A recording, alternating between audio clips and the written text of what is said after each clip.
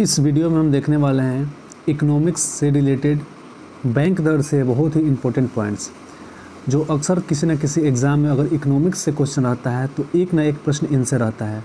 तो आइए इन 4 या 5 पॉइंट्स हैं, इनको देख लेते हैं। ठीक है, तो पहला यहाँ पे देखिए, पहला पे यहाँ पे बैंक रेट।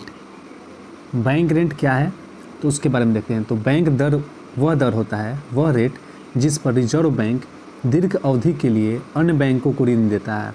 यहाँ याद रखने वाला पॉइंट ये है कि ये दीर्घ अवधि के लिए होता है, लंबे समय के लिए। और देता कौन है तो रिजर्व बैंक देता है अन्य बैंकों को, दूसरे बैंकों को, और ये दीर्घ अवधि के लिए होता है। तो इसमें ये पॉइंट याद रखना होता है। अब देखिए, ये रेट में कुछ प्रभाव पड़ता है। कब कब प्रभाव पड़ता है, इसमें कुछ कमी होती है, कुछ बढ़ोतरी होती है, तो उसको देखिए। नेक्स्ट सेकंड पॉइंट देखिए, जब मुद्रा प्रसार होता है। देखिए ये पॉइंट्स जो हैं ये सब याद रखना बहुत ज़रूरी है। मुद्रा प्रसार क्या है, आखिर ये होता क्या है, तो मैं आगे बताता हूँ, पहले देख लीजिए, इसको पूरा पढ़ लेते हैं। जब मुद्रा प्रसार होता है तो बैंक दर में वृद्धि की जाती है और मुद्रा संकुचन होने की स्थिति में बैंक दर में कमी की जाती है। तो मुद्रा प्रसार क्या है, जब मार्केट में पैसा बढ़ता है, जब मार्केट में पैसा बढ़ जाता है तो इस दर में वृद्धि कर दी जाती है। ठीक है, जाहिर सी बात है कि जब मार्केट में पैसा बढ़ जाता है तो महंगाई भी बढ़ जाती है। जैसे मुद्रास्फीति आप समझते होंगे, मुद्रास्फीति महंगाई से रिलेटेड है।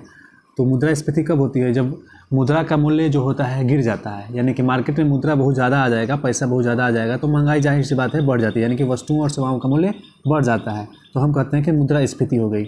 उसी प्रकार जब मार्केट में मुद्रा प्रसार हो जाएगा, यानी कि पैसा बढ़ जाएगा, तो बैंक क्या करेगी, अपनी रेट बढ़ा देगी। और जब मुद्रा संकुचन होगा, यानी कि मार्केट से मुद्रा पैसा की कमी हो जाएगी मार्केट में, तो बैंक क्या करेगा, उस दर में बैंक मुद्रा में कमी कर देगा। तो इसको ही बैंक रेट कहते हैं। और ये याद रखने वाली बात है कि ये दीर्घ अवधि के लिए होता है। किसके लिए होता है, तो अन्य बैंकों के लिए होता है। ये आम जनों यानी पब्लिक के लिए नहीं होता है, ये रिजर्व बैंक लगाता है, अन्य बैंकों पर लगाता है।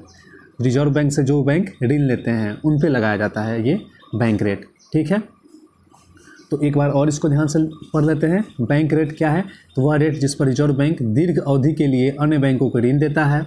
जब मुद्रा प्रसार होता है तो बैंक दर में वृद्धि, जब मुद्रा संकुचन होता है तो बैंक दर में कमी की जाती है। अब वर्तमान में अभी बताएं तो 2022 में अभी रेट जो बजट पेश किया गया था उसमें बैंक रेट कितना है, तो 4.25%, 2.25% बैंक रेट है।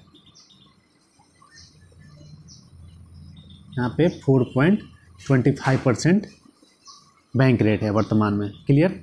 नेक्स्ट अब आगे रेपो रेट के बारे में देखते हैं। तो रेपो रेट क्या है।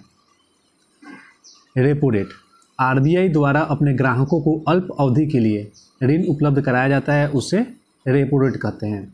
अब देखिए, वहाँ बैंक रेट था दीर्घ अवधि के लिए था, ये अल्प अवधि के लिए, बहुत कम समय के लिए है। तो आरबीआई उपलब्ध कराता है। दोनों केसों में क्या था, आरबीआई ऋण देता था और उसमें दीर्घ अवधि के लिए था, इसमें अल्प अवधि के लिए है। इसको रेपो रेट बोलते हैं। वर्तमान में रेपो रेट कितना है, तो ये 4.4% है, 4% है वर्तमान में रेपो रेट। क्लियर। नेक्स्ट इसमें याद रखने वाला बात वही है कि ये अल्प अवधि के लिए दिया जाता है और बैंक रेट जो था वो दीर्घ अवधि के लिए दिया जाता था। ठीक है, नेक्स्ट देखते हैं reverse repo rate. Reverse repo rate क्या था, तो वहाँ पे आरबीआई अपने दूसरे व्यावसायिक जो बैंक थे उनको ऋण देता था, लेकिन इसमें क्या हो जाएगा कि आरबीआई अपने ग्राहकों से अल्प अवधि के लिए ऋण लेती है, यानी कि इसके जो व्यावसायिक बैंक है आरबीआई से रिलेटेड, उनसे अब आरबीआई ऋण लेता है। तो जिस दर पर उसका भुगतान करता है आरबीआई, उसे ही रिवर्स रेपो रेट कहते हैं। तो रिवर्स रेपो रेट क्या है, तो आरबीआई लोन लेता है दूसरे बैंकों से और उन पे जो वो अपना इंटरेस्ट देता है उसी को रिवर्स रेपो रेट कहते हैं। अभी वर्तमान में रिवर्स रेपो रेट कितना है, तो 3.35% वर्तमान में रिवर्स रेपो रेट है। क्लियर। आगे बढ़ते हैं। और इसमें भी याद रखने वाला बात है कि ये अल्प अवधि के लिए ही होता है, अल्प अवधि के लिए होता है reverse repo rate. Clear. Next अब CRR क्या होता है, कैश रिजर्व रेशियो। इसको मैं समझा देता हूँ पहले। CRR कैश रिजर्व रेशियो क्या है। तो देखिए, कोई भी व्यावसायिक बैंक जो होता है, व्यावसायिक बैंक से रिलेटेड आप कोई भी बैंक जान, आरबीआई को छोड़कर जितने भी व्यावसायिक बैंक हैं, SBI, PNB, ICICI, जितने भी बैंक हैं, तो वो सभी व्यापारिक बैंकों को जमा राशि का निश्चित प्रतिशत आरबीआई के पास निधि के रूप में रखना पड़ता है, उसे ही CRR कहते हैं, कैश रिजर्व रेशियो कहते हैं। यानी कि बैंकों के पास जितना पैसा होता है उसमें से आरबीआई के पास कुछ पैसा रखना पड़ता है, तो उसी को हम कैश रिजर्व रेशियो कहते हैं। ये कुछ परसेंट आरबीआई निश्चित करता है। वर्तमान में ये कैश रिजर्व रेशियो जो है रेपो रेट के समान ही है, यानी कि 4% ही है। तो ये किसी भी बैंक को आरबीआई के पास, ये जैसे समझ लीजिए कि एक प्रकार का जमानत राशि हो गया। आपको अपने बैंक में जितना पैसा है उसका इतना परसेंट कैश रिजर्व रेशियो आपके पास वहाँ आरबीआई के पास रखना ही है। इसे ही कैश रिजर्व रेशियो बोलते हैं। क्लियर। अब देखिए इसमें प्रभाव क्या पड़ता है।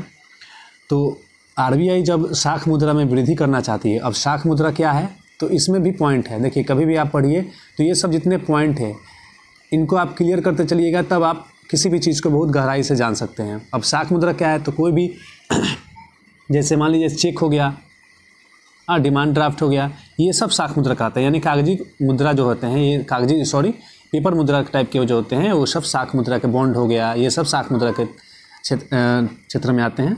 तो आरबीआई जब शाख मुद्रा में वृद्धि करना चाहती है तो वह सीआरआर कम कर देती है।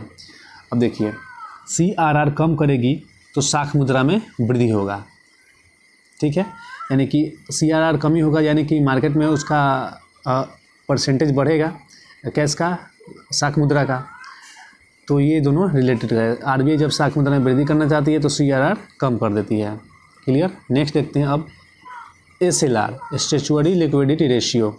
जब व्यापारिक बैंकों को अपनी कुल संपत्ति का एक निश्चित प्रतिशत तरल के रूप में या अनुमोदित प्रतिभूतियों के रूप में अपने पास रखना पड़ता है। देखिए सीआरआर में क्या होता था कि वो आरबीआई के पास रखता था। अब एसएलआर में क्या होता है कि अपने पास रखेगा, या तो कोई भी प्रतिभूति बॉन्ड के रूप में या अपने पास कैश के रूप में रखेगा, लेकिन अपने पास रखेगा, उसे ही एसएलआर बोलते हैं। यानी कि बैंक अपने पास जो रखेगा उसको एसएलआर, और जो आरबीआई में रखेगा उसको सीआरआर बोलते हैं।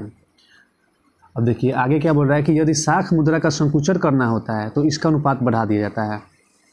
यानी कि अगर आप अपने मार्केट में शाख मुद्रा कम करना चाहते हैं तो इसको बढ़ा सकते हैं।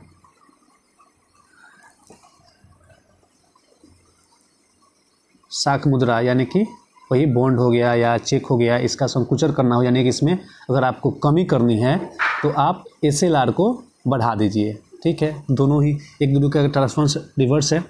उसी प्रकार सीआरआर कब बढ़ता है, जब आपको शाख मुद्रा में कमी करना होता है। क्लियर। तो अभी वर्तमान में एसएलआर कितना है, तो वर्तमान में एसएलआर जो है 18% है, 18% है, ठीक है।